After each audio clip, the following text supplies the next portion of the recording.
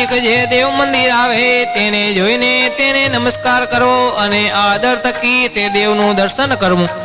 અને પોતપોતાના વર્ણાશ્રમનો જે ધર્મ તે કોઈ સત્સંગીએ ત્યાગ ન કરવો અને પરધર્મનું આચરણ ન કરવું તથા પાખંડ ધર્મનું આચરણ ન કરવું તથા કલ્પિત ધર્મનું આચરણ ન કરવું અને અમારા જે આસ્તિક તેમને વિષ્ણુ શિવ ગણપતિ પાર્વતી અને સૂર્ય એ 5 દેવ જે તે પૂજ્યપણે કરીને માનવા અને જો ક્યારેક ભૂત પ્રેતાદિકનો ઉપદ્રવ થાય ત્યારે તો નારાયણ કવચનો જપ કરવો અથવા હનુમાનના મંત્રનો જપ કરવો પણ એ વિના બીજા કોઈ ક્ષુદ્ર દેવના સ્તોત્ર અને મંત્રનો જપ ન કરવો અને સૂર્યનું ને ચંદ્રમાનું ગ્રહણ થાય સાથે અમારા જે સત્સંગી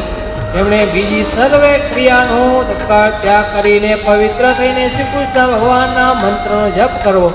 અને તે ગ્રહણ મુકાઈ રહ્યા પછી વસ્ત્ર સહિત સ્નાન કરીને જે અમારા ગ્રસ્ત સત્સંગી હોય તેમણે પોતાના સામર્થ્ય પ્રમાણે દાન કરવું અને જે ત્યાગી હોય તેમણે ભગવાનની પૂજા કરવી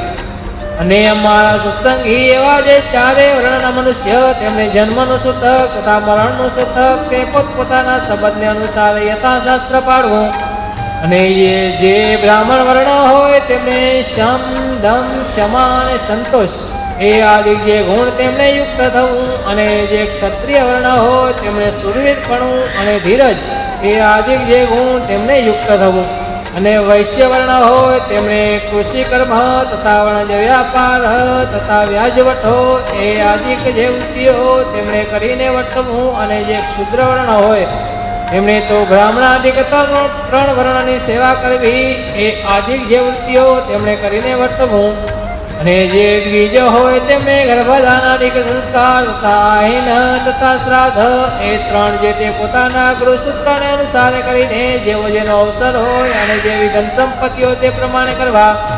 અને ક્યારેક જાણે અથવા જાણે જો નાનું મોટું પાપ થઈ જાય તો પોતાની શક્તિ પ્રમાણે તે પાપનું પ્રાયશ્ચિત કરવું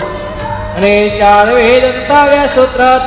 તથા શ્રીમદ ભાગવત નામે પુરાણ તથા મહાભારતને વિશે તો વિષ્ણુ સહસ્ત્ર નામ તથા શ્રીમદ ભગવદ્ ગીતા તથા વિદુરજીએ કહેલી જે નીતિ તથા સ્કંદ પુરાણને વિશે વિષ્ણુ ખંડ તેને વિશે રહીને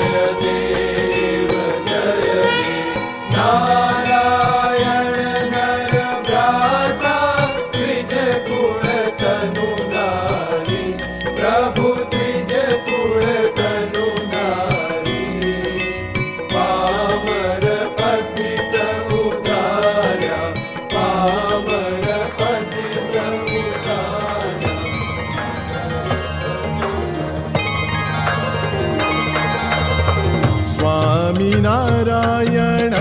સ્વામિનારાયણ